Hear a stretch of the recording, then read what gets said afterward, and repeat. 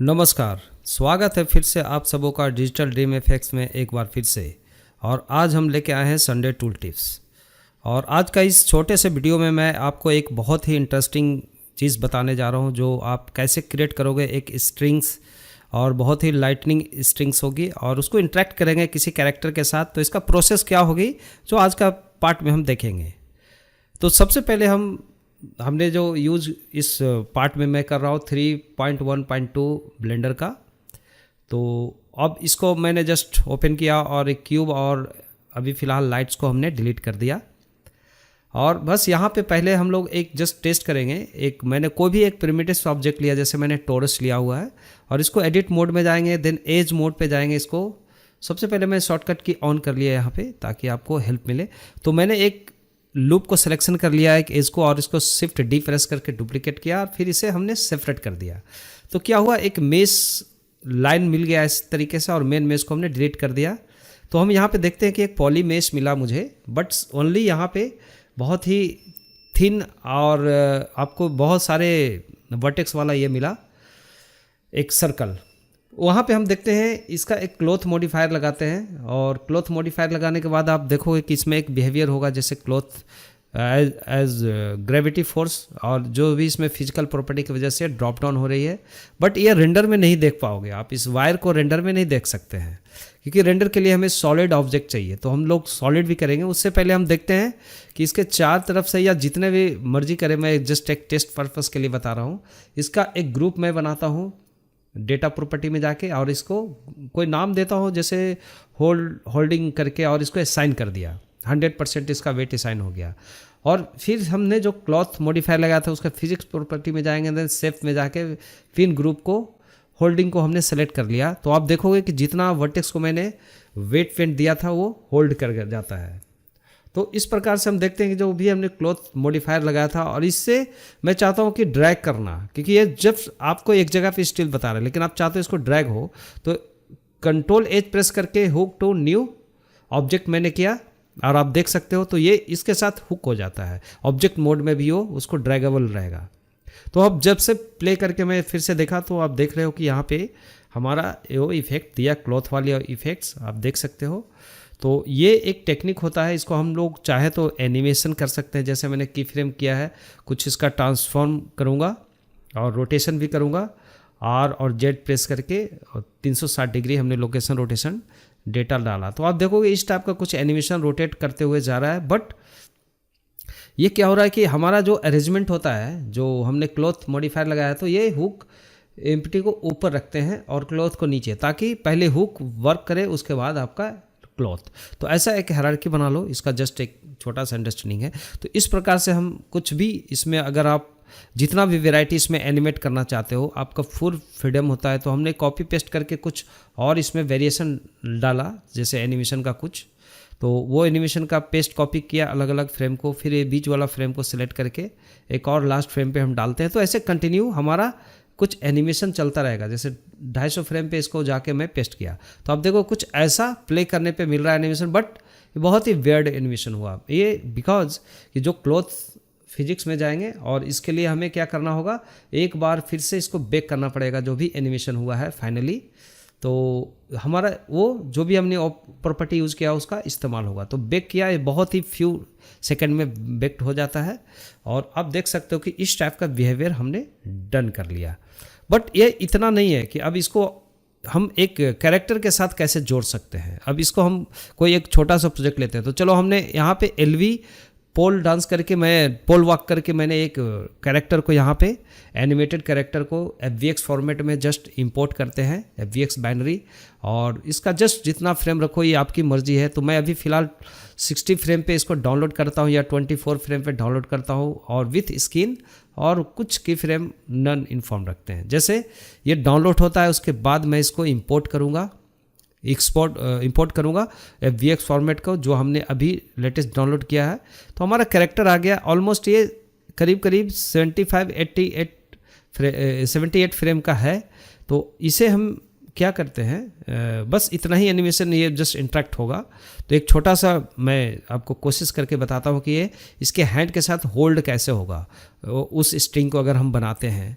Okay, तो ये VFX के लिए इस्तेमाल हो सकता है, आप दिमाग लगा सकते हो अपने VFX पार्ट्स के लिए। तो चलो मैंने यहाँ पे कर्सर शिफ्ट राइट क्लिक करके किया, यहाँ पे एक बेजियर कर्व लिया और इस बेजियर कर्व को एडिट मोड में जाके ऑल सेलेक्टेड और डिलीट कर देते हैं पूरा सेगमेंट्स को बाय प्रेसिंग X। और उसके बाद हम एक नया उसी के ऊपर, उसी को सेम सेलेक्टेड एक नया, आप देखोगे यहाँ से आपको मॉडिफिकेशन में आपको एक नया कर्व बनाने का एक ऑप्शंस मिलता है।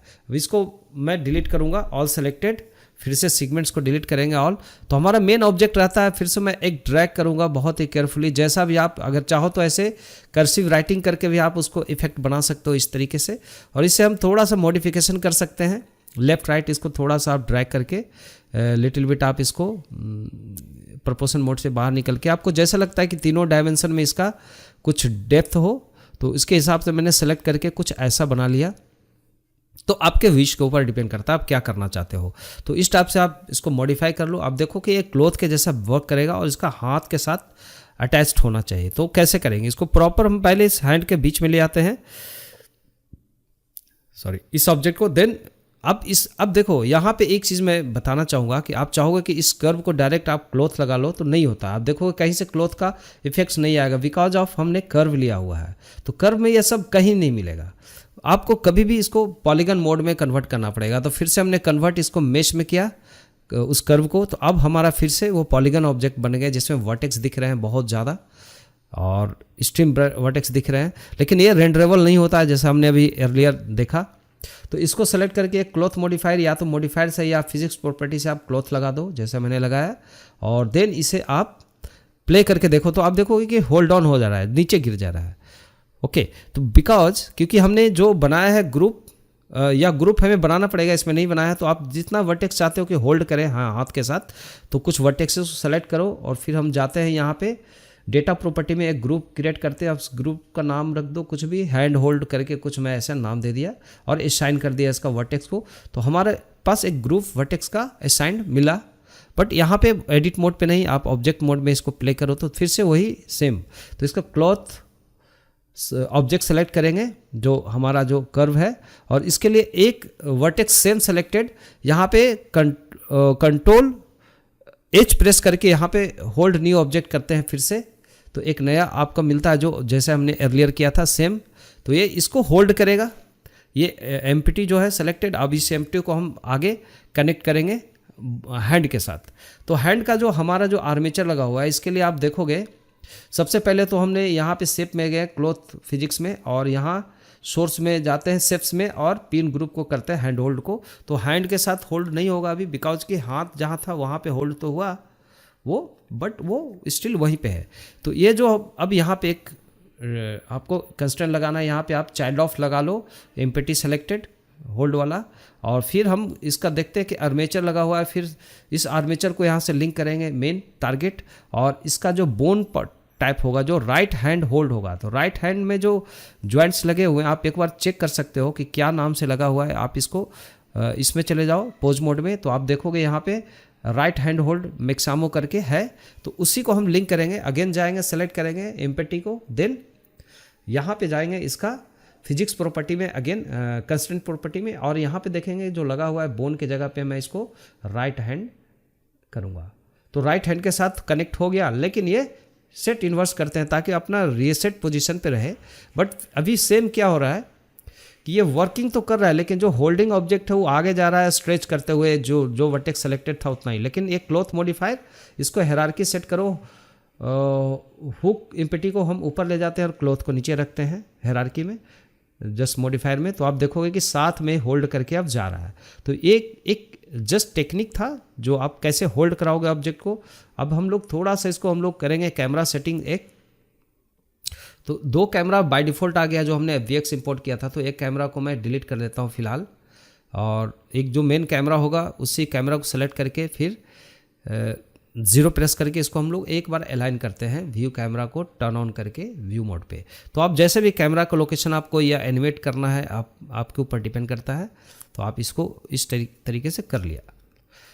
उसके अलावा हमें यहाँ पे देखना होगा, आप ये अगर आप कैमरा ट्रैकिंग के थ्रू करते हो या जैसे भी। तो चलो एक बार हमने एक बार रेंडर सेट करके देखा तो देखा कि अभी हमारा ये रेंडर नहीं हो रहा है। जैसा कि आपको पता चल गया कि रेंडर क्यों नहीं हो रहा है, क्योंकि उसे हमें सॉलिड बनाना पड़ेगा, वायर है इसलिए नहीं दिख रहा है।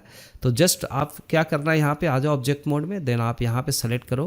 पहले मैं एक लाइट 2-3 लगा देता हूँ चारों तरफ से, ताकि लाइट से हम एक विजुअल देख सकें रेंडर मोड पे। और टोटली मैं इसको ईवी रेंडर ही करूँगा, कुछ ज़्यादा एक्सपेंसिव रेंडर नहीं होगा। सो एक शॉर्ट ऐसे VFX क्रिएट करने का एक जस्ट टेक्निक बता रहा हूँ मैं आपको। तो इसको कुछ कलर और इसका पावर इंटेंसिटी बढ़ा लो 100, और अलग अलग वेराइटी ऑफ कलर आप चेंज कर दो, तो आपको थोड़ा सा एक ड्रामेटिक लाइट्स यहाँ पे मिलेंगे। कुछ ऐसा हमने किया और सबका इंटेंसिटी को इम्प्रूव कर लिया 100 पावर वाट, और जस्ट ऐसा कुछ कर लो आपको जो डिजायर है उसके हिसाब से। ओके, सो इस टाइप से हमने कुछ सेट कर लिया, different variety of colours. Then हम देख सकते हैं कि इस टाइप से हमें अभी भी हमें ये रेंडर नहीं करेगा। सिर्फ अभी कैरेक्टर को हमने डिफाइन कर लिया लाइट से, लेकिन इसे रेंडर नहीं कर रहा है। तो वायर सेलेक्टेड, आप जाओ यहाँ पे मॉडिफायर लगाओ एक स्किन, और स्किन मॉडिफायर में जो आपको मेश क्रिएट करेगा उसको एडिट मोड में जाओगे, वायर फ्रेम में हमने किया, और उस ऑल वर्टेक्स को सेलेक्ट करेंगे। ओके, देन इसको एक प्रोपोर्शनल कंट्रोल A प्रेस करके हम लोग इसको स्केल किया, ताकि एक स्पेसिफिक एरिया में हम इसको पूरे को यूनिफॉर्म स्केल कर सकें, एक पतला सा वायर बना सकें, जैसे आप देख सकते हो रेंडर मोड में। आफ्टर दैट आप इसमें कुछ वेरिएशन देना चाहते हो, कुछ ऑफसेटिंग, इसका जो थिकनेस है उसके लिए जस्ट एक हमने नीचे का पॉइंट का एक सेलेक्ट कर लिया, और इसको प्रोपोर्शनल ऑन करके स्क्रॉल डाउन करते हुए हम देखते हैं कि थोड़ा सा प्रोपोर्शनली स्केल अप कर लिया by hold down control A press करने के बाद सेलेक्टेड वर्टेक्स को। आप देखोगे यहाँ पे इसमें एक स्मूथ लगा दिया, देन स्मूथ शेडिंग हम स्किन में जाके लगाते हैं, और इसको 2 आइटरेशन रखते हैं लेवल ऑफ इसे देखने के लिए। रेंडर का ऐसे 2 ही है डिफ़ॉल्ट। तो अब देखोगे इस टाइप से आपका बिहेवियर आपका ये शुरू हो जाता है इसका। तो अब क्या है, अब हम इसके ऊपर एक लगाते हैं, मटेरियल को चेंज करते हैं, इसको एमिशन मटेरियल में जाते हैं मटेरियल मोड पे। देन इसे आप ब्लूम ऑन है ऑलरेडी, मैंने रेंडर ईवी रेंडर में जाके देखेंगे। और फिर हम चले जाते हैं इसका स्ट्रेंथ को बढ़ा लेते हैं, जो हमने अभी एमिशन मटेरियल लगाया था उसका 20 कर लिया, और इसका ब्लैक बॉडी रखता हूँ, ताकि ब्लैक बॉडी में आप यहाँ पे टेम्परेचर वैल्यू के हिसाब से आपका कलर चेंज होता है। तो जैसे आप हाई वैल्यू करते जाएंगे ये वाइट की तरफ होते जाएगा। तो मैंने फिलहाल चलो हाइट वैल्यू, आप इसको थोड़ा ये करके देखना एक्सपेरिमेंट, और इसको हमने 30 कर दिया स्ट्रेंथ। आप रेंडर में जाके देखते हैं तो एक बिल्कुल स्ट्रिंग ऐसा ग्लो स्ट्रिंग आपको मिल रहा है, जो इफेक्ट्स के लिए आप यूज कर सकते हो किसी भी प्रोजेक्ट में, और ये बहुत ही ईजी टू हैंडल और ईजी टू रेंडर हुआ। तो इसे आप किसी भी प्रोजेक्ट में यूज कर सकते हो। अगर मैं इसको एनिमेशन देख रहा हूँ कि 250 फ्रेम तक नहीं है, ये बीच फ्रेम में हमारा रुका हुआ है, तो इसको पूरा जितना फ्रेम में आपको करना है उतना फ्रेम पे जाओगे इसका फिजिक्स प्रॉपर्टी में, देन इसको ऑल बैक कर लो 250 फ्रेम 250 फ्रेम पे। तो हम देखेंगे पूरा इंटायर एनिमेशन अब इसके साथ कंप्लीट आपको वो सिमुलेटेड रहेगा। अदर कैरेक्टर का जैसा बिहेवियर रहेगा, कैरेक्टर खड़ा है तो आप देखोगे वो ऑटोमेटिकली वो मूवमेंट दे रहा है एक फॉल अप का, लाइक दिस। तो ये एक जस्ट एक छोटा सा एग्जांपल दिया, इस एग्जांपल को देख के मैंने अब रेंडर किया है जस्ट ऐसा, आप देख सकते हो स्क्रीन के ऊपर। और ये मैंने फाइनल रेंडर, अगर आप इससे करना है तो आप रेंडरिंग का अर्लियर आप जो डिफ़ॉल्ट सेटिंग है ईवी सेटिंग्स है, कुछ ज़्यादा सेटिंग नहीं है, 250 फ्रेम का हमने इसको रेंडर किया है आफ्टर ऑल बेकिंग और सिमुलेटिंग। तो इस टाइप से हमें जो इफ़ेक्ट्स मिल रहे हैं फाइनल, आप देख सकते हो ये फाइनल इफ़ेक्ट्स। तो आप इससे अपने प्रोजेक्ट में कैसे इस्तेमाल करेंगे, दिस इज़ ऑन यू, आप कैसे सोचोगे आपके ऊपर डिपेंड करता है। तो आज का ये संडे टूल टिप्स में इतना ही। अगर वीडियो को आपको अच्छा लगा और इन्फॉर्मेटिव लगा आपके लिए कुछ, तो आप लाइक शेयर सब्सक्राइब जरूर कर लें अगर चैनल को सब्सक्राइब नहीं किया है तो, ताकि हमें और भी आपका व्यू से और आपका कमेंट से और भी कुछ नए नए टेक्निक्स पढ़ाने का मौका मिलेगा, और मैं दूंगा भी। तो मिलते हैं किसी अगले वीडियो में, तब तक के लिए बाय बाय, टेक केयर।